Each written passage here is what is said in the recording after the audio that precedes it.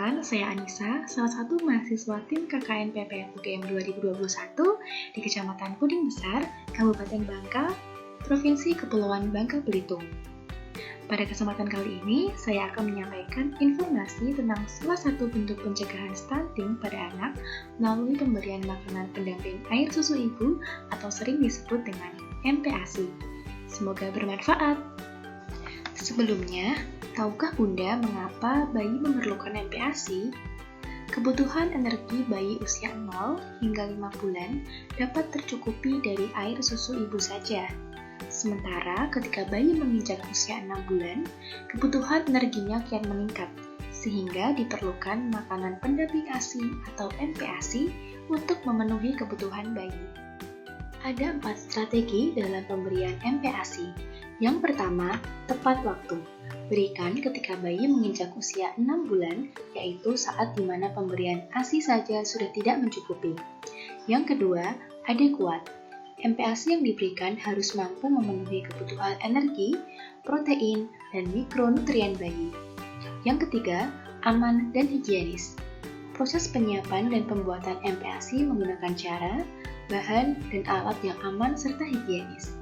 Keempat, berikan secara responsif, yang mana MPASI diberikan secara konsisten sesuai sinyal lapar dan kenyang anak.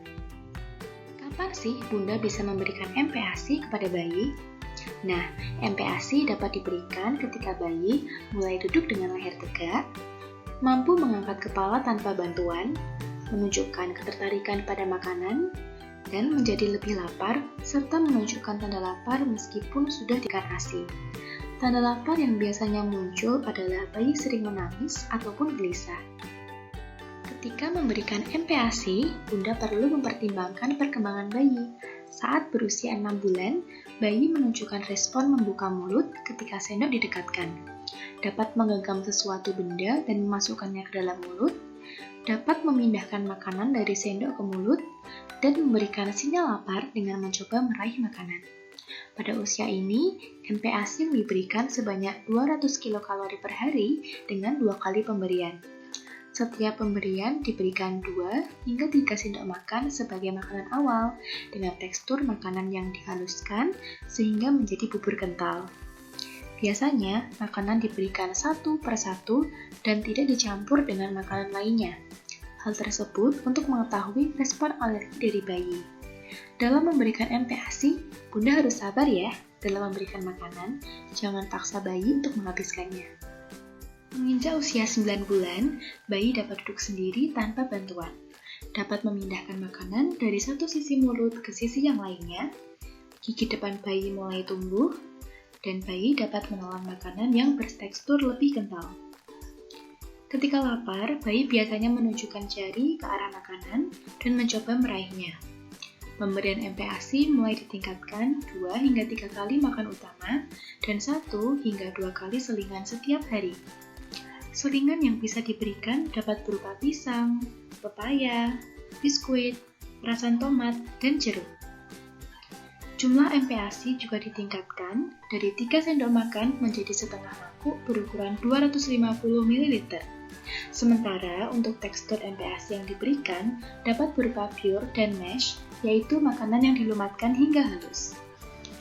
Pada usia 9-12 bulan, bayi dapat merapatkan bibir ketika disuapi untuk membersihkan sisa makanan di sendok dan dapat menggigit makanan dengan tekstur lebih keras sejalan dengan tumbuhnya gigi. Untuk menunjukkan rasa lapar, bayi menggumamkan beberapa makanan yang diketahui. Pemberian MPASI ditingkatkan menjadi 300 kilokalori per hari dengan 3 hingga 4 kali makan utama dan 1 hingga 2 kali selingan. 1 kali makan sebanyak setengah mangkuk berukuran 250 ml. Tekstur makanan yang bisa diberikan di usia ini antara lain mince, yaitu makanan yang dicincang halus, chopped, yaitu makanan yang dicincang kasar, dan finger foods, yaitu makanan yang dapat dipegang oleh anak. Makanan ini mampu membantu mengasah kognitif dari bayi. Untuk mendorong semangat anak makan, Bunda bisa mengkreasikan bentuk sajian MPASI atau menggunakan alat makan yang kreatif. Pada usia 12 hingga 24 bulan, bayi dapat beradaptasi dengan segala tekstur makanan meskipun belum bisa mengunyah dengan sempurna. Selain itu, bayi mulai bisa beradaptasi dengan segala menu termasuk makanan keluarga. Pemberian MPASI sebanyak 550 kilokalori per hari diberikan dalam 3 hingga 4 kali makan utama sebanyak 3/4 mangkuk ukuran 250 ml dengan 1 hingga 2 kali makan selingan. Tekstur makanan berupa makanan keluarga yang dihaluskan atau dicincang seperlunya.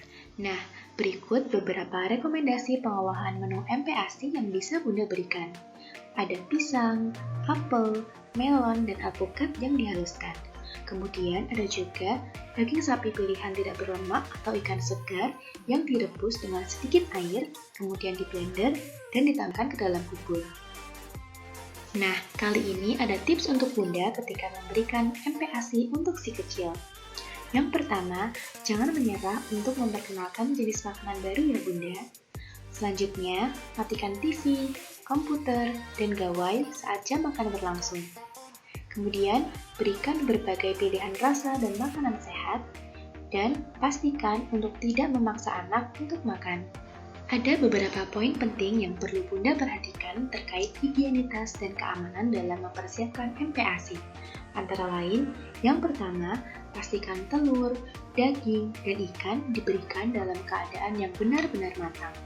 Yang kedua, pemberian jus buah tidak disarankan untuk anak usia di bawah 1 tahun. Yang ketiga, hindari pemberian makanan dengan kadar lemak yang tinggi, pemanis, dan penyedap rasa tambahan. Keempat, pemberian madu hanya diberikan ketika anak sudah menginjak usia 1 tahun. Kelima, pastikan tangan dan peralatan yang akan digunakan untuk menyiapkan dan menyajikan MPASI dalam keadaan yang bersih.